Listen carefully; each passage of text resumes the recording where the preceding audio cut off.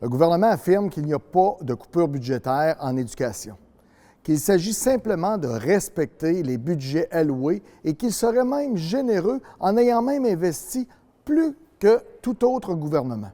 Pourtant, sur le terrain, la réalité est tout autre. Nous faisons face à une réduction des ressources qui se traduit souvent par des conséquences directes sur les services offerts aux élèves et sur les conditions de travail du personnel de soutien scolaire. Nos membres sont doublement touchés par ces coupures. D'une part, l'impossibilité d'embaucher du nouveau personnel administratif engendre des postes vacants et une surcharge de travail. Insoutenable pour nos membres. D'autre part, les restrictions imposées sur les achats matériels de base compromettent directement la qualité des services offerts aux élèves.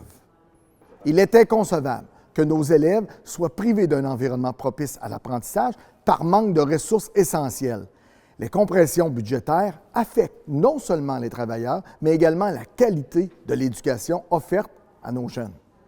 Nous demandons au gouvernement de reconsidérer ces décisions et d'investir adéquatement dans notre réseau scolaire.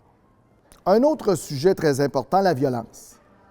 Saviez-vous que 98,1 % des actes de violence dans nos écoles touchent le personnel de soutien scolaire en contact direct avec les élèves? Le ministre de l'Éducation nous promet des changements, mais sur le terrain, le problème continue. Créer une semaine de prévention, c'est bien, mais ce n'est pas suffisant.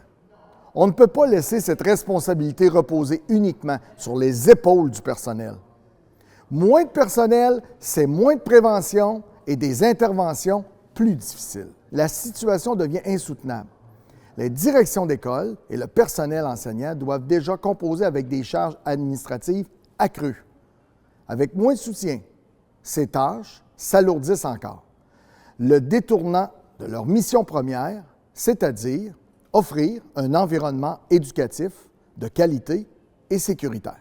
Un sujet très important pour la Fédération du personnel de soutien scolaire est la perte d'emploi. Avec les pertes d'emploi qui s'annoncent en lien avec les décisions du gouvernement Trump, il y a des impacts dans nos milieux. Les tensions financières pèsent lourdement sur la dynamique familiale. Le stress des parents face aux difficultés économiques peut provoquer des conflits conjugaux et familiaux, affectant même l'environnement émotionnel d'un enfant. Certains d'entre eux doivent même assumer des responsabilités précoces, comme la garde de leurs frères et sœurs, voire chercher un emploi pour soutenir financièrement leur famille. Des parents préoccupés par leurs problèmes économiques peuvent se montrer moins disponibles pour leurs enfants, réduisant ainsi le soutien affectif et scolaire dont ils ont besoin.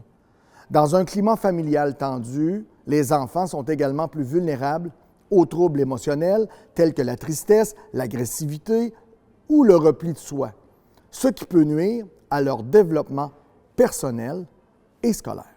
En terminant, nous travaillons sur de nombreux chantiers. Vous savez, en éducation, il y a toujours énormément de dossiers. C'est normal, la vie est complexe.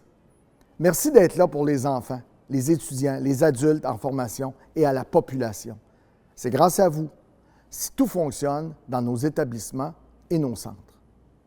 Il faut que le gouvernement vous écoute et démontre, avec des gestes concrets, que l'éducation est vraiment sa priorité.